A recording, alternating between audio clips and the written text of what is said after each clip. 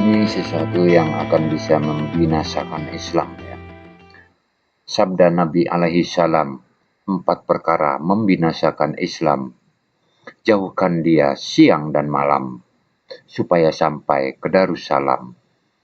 Pertamanya, tiada diketahui, dikerjakan.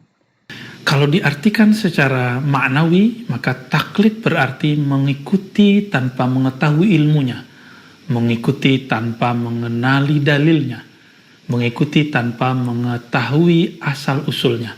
Ini yang disebut dengan taklid. Maka mengikut ini terbagi dua. Ada mengikut karena tahu disebut ittiba, sedangkan tidak tahu disebut dengan taklid. Kedua, yang mengetahui tiada mengerjakan. Ketiga, tiada tahu, tiada dipelajarkan. Keempat, mencela orang berbuat kebajikan. Kotorane ati niku kula matur mboten kata-kata. Siji napa musyrik. Nomor kali sombong. Sombong niku warisane iblis. Apa wastakbara wa kana minal kafirin. Bahayane sombong Kanjeng Nabi dawuh la yadkhulul jannata gak ngarah iso mlebu swarga sapa mangkana fi qalbi misqalu dzarratin min kibar sing nggo jerone dadane iku iji ana rasa sombong sak bobote semut pudak. Napa sih sombong niku? Batorul haq wa ghamtun nas, menolak kebenaran sekaligus ngremehno sak padha-padha. Ngene ku sombong. Nomor 3, iri hati.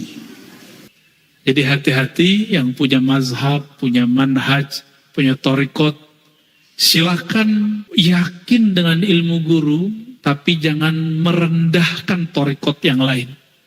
Tarkualat antum. Ya.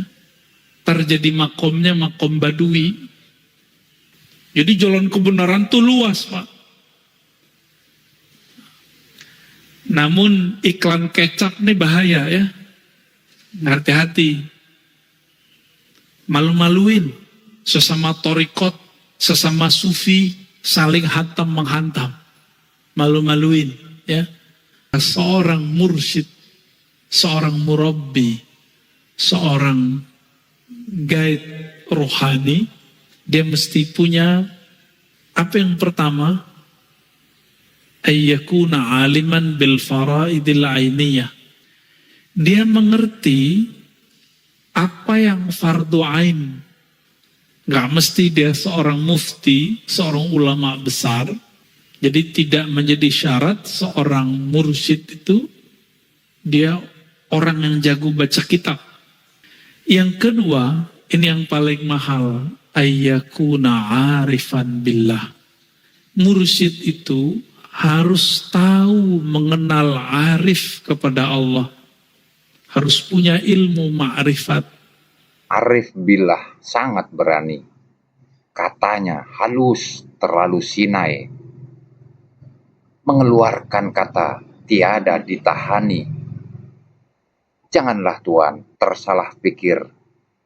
Syariat Rasul jangan pungkir. Mengambil tarekat talqin zikir. Kepada hakikat kesudahan fikir. Dia mengenal Allah Subhanahu wa ta'ala. Allah itu sempit atau luas, Pak? Maha luas.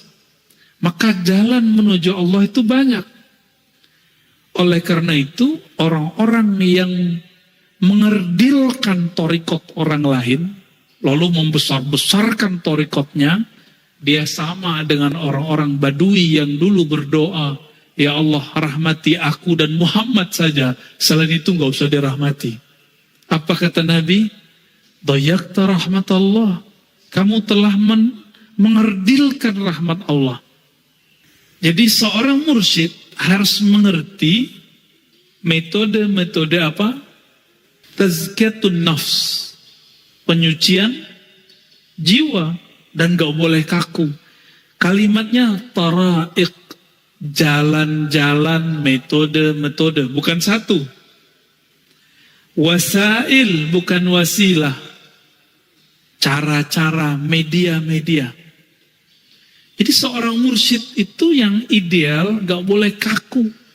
Dia harus berkembang. Kita itu belajar tasawuf untuk melembutkan kolbu, bukan untuk tambah fanatis. Ya. Jadi ada 4. Apa yang pertama? Si mursyid mengerti ilmu fikih walaupun tidak sampai level ulama mufti. Yang kedua, dia punya ilmu ma'rifatullah. Nah, inilah yang manis dari kolbunya. Jadi manis madu yang ada di dalam diri seorang mursyid itu adalah ma'rifatnya kepada Allah. Seorang wali itu menyimpan manis di kolbunya, yashummuha ahluha, yang pasti tercium oleh ahlinya, walaupun dia nggak pakai baju wali, nggak pakai baju ustadz, nggak pakai baju kiai, kecium Pak nanti. Yang paling susah mencerna dan mencium bau kewalian itu keluarga dekatnya. Kenapa? Dia biasa melihat sisi kemanusiaan, sisi manusiawi daripada si waliullah ini. Maka dia berpikir, masa suami saya wali, masa bapak saya wali, masa saudara saya wali, begitu. Itulah rahasianya kenapa Abu Jahal, Abu Lahab tidak beriman kepada Nabi Muhammad sallallahu alaihi wasallam. Ya. Jadi jangan baper, Pak. Nabi Lut istrinya khianat gak? Nabi Nuh juga begitu. Anak Nabi Nuh juga sama. Ya. Lalu kemudian yang ketiga, ada macam-macam metode talqin, ada berjamaah, ada pribadi. Nah, inilah yang kemudian tidak diwarisi oleh ahli fikih, tidak diwarisi oleh ahli akidah, tidak diwarisi oleh politisi. Ustadz politisi gak bakal kenal ini kalau dia gak pernah berthariqah. Yang tahu ini siapa? Ahli thariqat. Maka gak mesti ustadznya gak tamat Timur Tengah, gak mesti. Kalau dia ke Timur Tengah gak pernah ngambil talqin, sama. Karena talqin itu dulu diambil oleh ulama kita di Mekah, di Madinah, di Hadramaut, Mesir, dibawa, nyebar sudah ke negeri kita. Ya, alhamdulillah. Maka tidak ada negeri, wilayah di Nusantara kecuali wali-wali Allah dulu pernah menyebarkan talqin zikir la ilaha illallah. Mengambil tarekat talqin zikir kepada hakikat kesudahan fikir. Jadi apa arti talqin? Menancapkan biji kalimah tauhid ke dalam kolbu murid. Itulah yang dimaksud dalam surat Ibrahim. Syajaratun thayyibah, kalimatun thayyibah, ya, bahwa kalimat yang indah itu, kalimat yang bergizi ini la ilaha illallah, itu ditanam dalam kolbu murid. Dia seperti pohon.